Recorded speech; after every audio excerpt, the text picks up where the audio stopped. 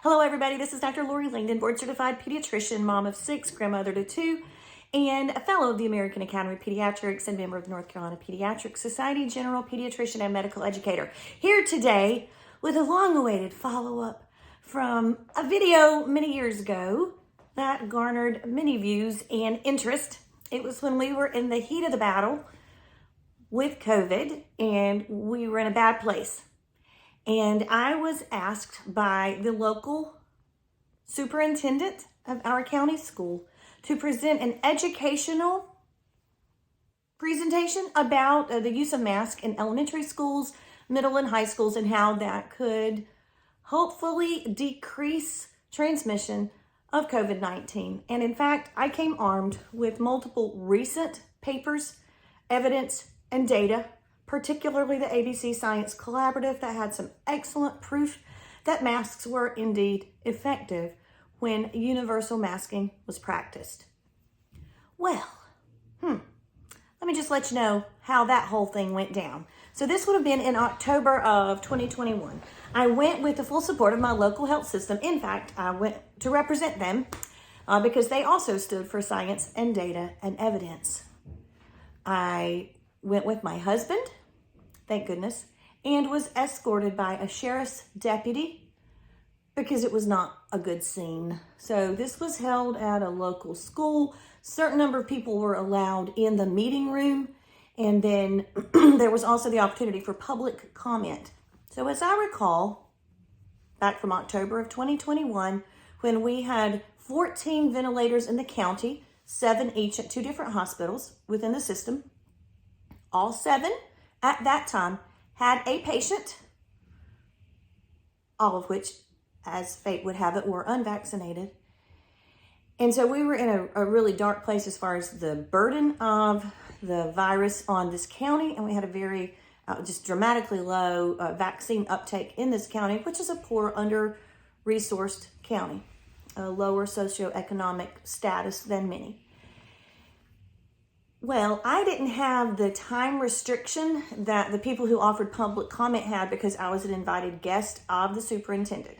So near the beginning of the meeting, there were 10 people from the community who had just requested to speak. Many more had requested, but these 10, I guess, were the first to sign up. I'm not sure how it was chosen. And they were allowed to have 3 minutes each. Well, first of all, remember how I had to be escorted by a sheriff's deputy? I was in the main meeting room. I was wearing a white coat.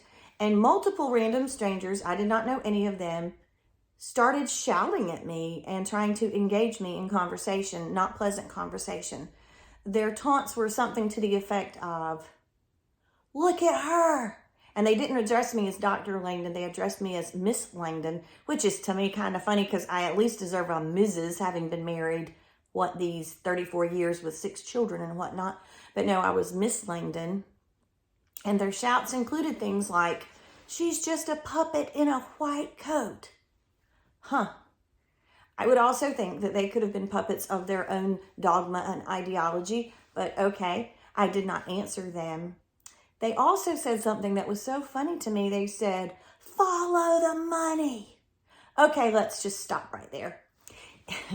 If I, a pediatrician, wanted to be richer, how would I do that? By getting more patients and having more sick children.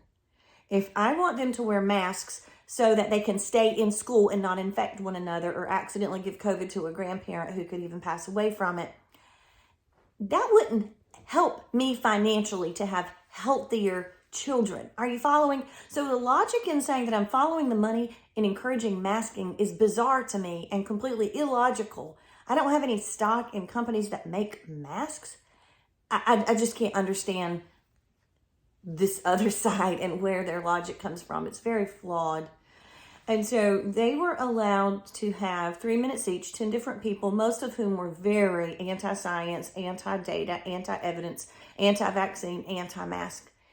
And there was one blessed person from our local university's Masters of Public Health program who had numbers and data and sense and represented science. And I'm so grateful to him for showing up and speaking up. At the beginning of the meeting, the moderator said, this is so ironic, said the only rule we have for this get together is that you cannot specifically attack any individual. You can discuss other things and your opinions and whatnot, but you can't use a specific name or attack a specific individual.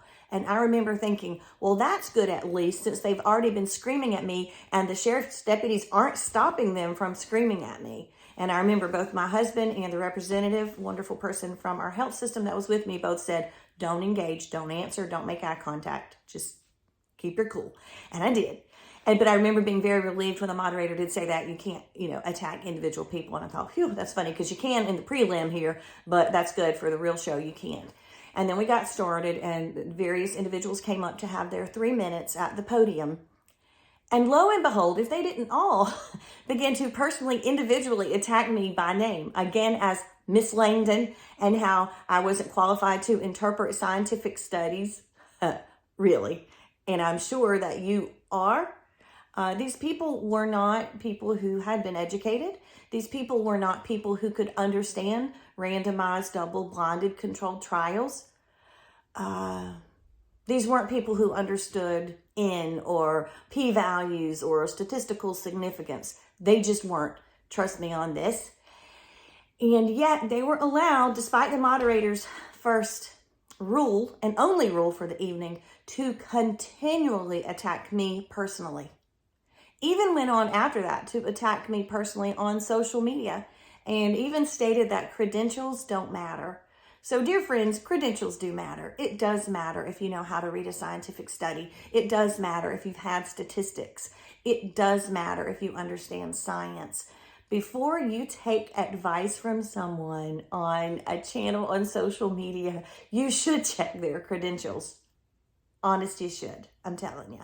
So they proceeded one by one to just completely personally attack me. And then I had the chance at the end. I was nervous for a while because that 30 minutes happened, and then my chance to share with the Board of Education didn't occur till much further in the meeting. And several of us were just thinking, are they just going to not allow me to do this after they invited me here? And I attended at personal risk, given the mood of the room. And then finally I did get my chance, and I had brought the 3 latest studies, all the data, all the numbers, all the recommendations, all the science from the CDC and the ABC Science Collaborative and local universities like Duke and UNC who had invested in this research. And it was met with anger in the room. Even the individual members of the Board of Education didn't understand some of the things I was saying. I remember specifically I talked about how universal masking mattered because the mask most works by containing respiratory droplet spread, which contain those viruses that can infect others. And one of the members just said, well, if you like masks, you wear it. That doesn't mean I need to wear mine. And I said, sir, you didn't understand what I just said. Your mask protects me and my mask protects you. And he still did not understand what I was saying. So it was a really rough night. I think many pediatricians across the country have faced similar challenges. One of the concerns when the American Academy of Pediatrics had its national convention was this anti-science sentiment in our country and the safety of pediatricians. Because understand, historically, advocacy has been a huge component of all of our state and nationwide groups. The AAP and the NCP Society absolutely strongly support individual pediatricians to be advocates for their individual patients on, writing for their individualized education plans in schools so that they can receive quality education, to be advocates for children who are suffering from child abuse, perhaps to contact Child Protective Services. We absolutely live to advocate for our patients because we care about them and we want what's best for them. And sometimes, such as during this pandemic situation, genuine advocacy is going to the legislature.